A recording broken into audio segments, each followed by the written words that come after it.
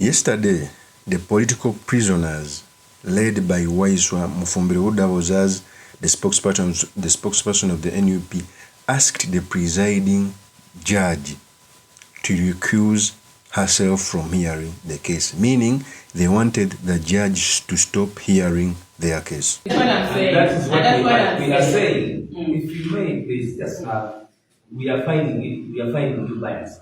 Okay. To speak in very simple terms, and we want to seek that our lawyers find time and put in an application to recuse yourself from our case. That is the point. That is very clear. And the recusal rules, yes, and they are properly under the law. And like I said, if you find it unfair and unjust, there is a procedure for anything. All that you're saying, we have the mandate. You have the mandate to.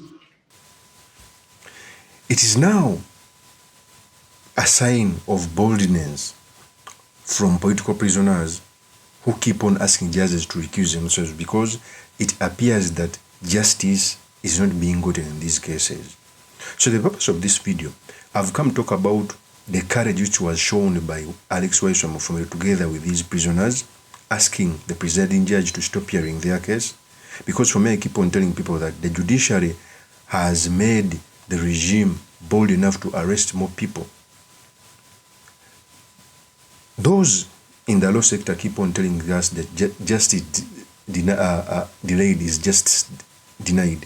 We see very many cases where justice is delayed and we convert it to justice denied. So in this episode, I've come to talk about the statements which were made by WAISWA MUFUMBIRO, what it means for our politics, and most importantly, the certain materials we can learn from the politics of our nation. But before I do this, I want to let you know, if you're new to this channel, please subscribe. And if you're watching this video from a different platform, please head on to YouTube, type in Sula Mawagali. There's a lot of content of this nature. If geopolitics and economics is what you want, this will be definitely the right channel for you to subscribe to.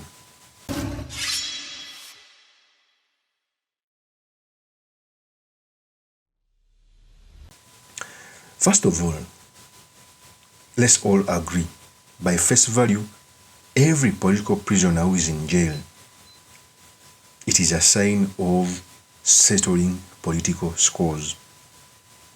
I keep on telling people that our judiciary has been acting as a conduit to settle political scores.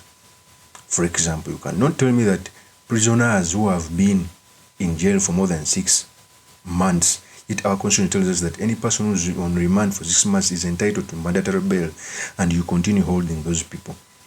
It's the same thing how the judiciary is used to incarcerate the 2 former MPs, Segirinya, may his soul rest in peace, and Alan Sewanyana. Okay? I keep on telling people that the judiciary should come out to play judicial activism to streamline our constitution. Judicial activism doesn't necessarily mean that you are going to give a ruling contrary to the constitution, but it means that you give out a ruling to stop those unlawful arrests. For example, I see very many people, even when they get some misunderstanding on social media, someone is brought to court and remand him. Such cases, you give someone bail, they are misdemeanors. So our judiciary has always been used to settle scores. I don't want to go in a nitty-gritties of the case because I can be charged for sub-judice. But I think WAISWA MUFUMBIRO pulled out a necessary card. In fact, WAISWA MUFUMBIRO said this. Your Worship, for the record, we are very respectful people and we respect officers of the state. Your Worship, as we did get the other time opportunity to wish you a happy new year.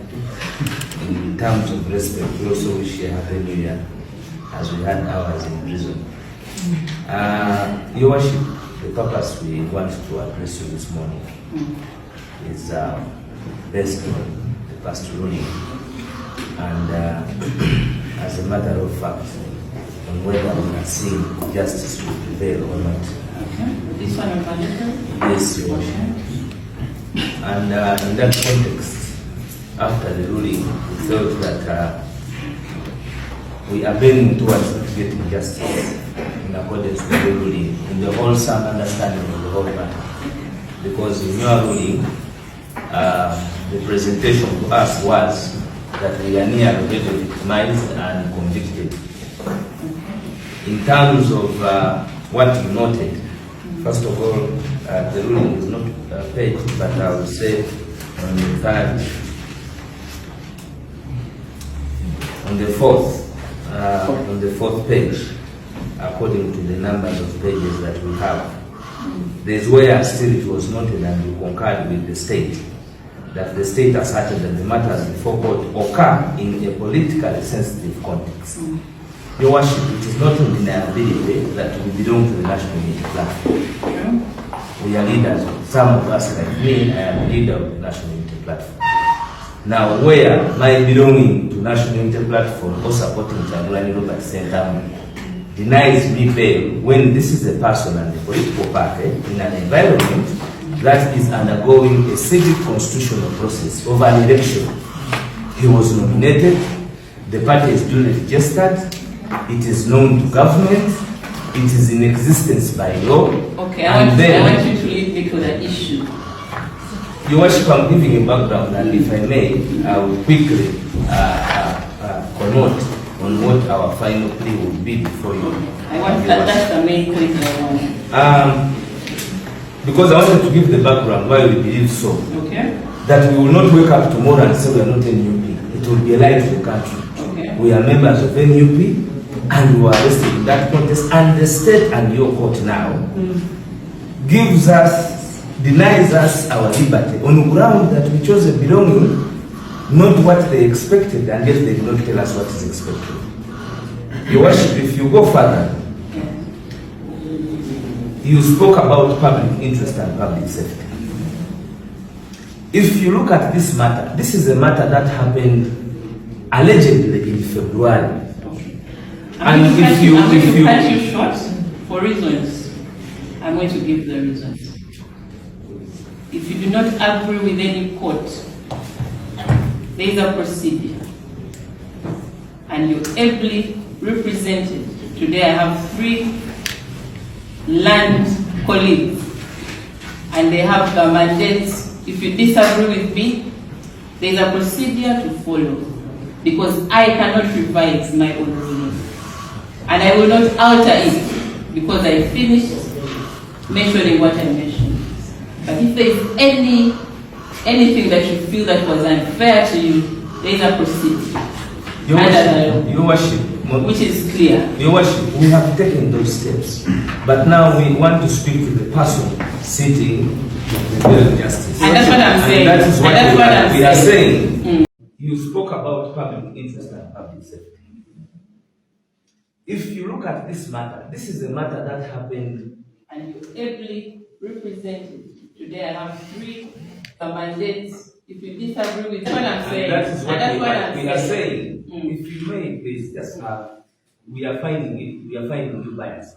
Okay. To speak in very simple terms, and we want to seek that our lawyers find time and put in an application to recuse yourself from our case. That is the point. That is very clear. And the recusal rules, yes, and they are properly under the law. And like I said, if you find it unfair and unjust, there is a procedure for anything. All that you're saying, we have the mandate. You have the mandate to. Your Worship, you still hold the grip to this matter in terms of dispelling justice, because as you may realize, we are different suspects. We have women. We don't have time to confess about and that's what I'm saying.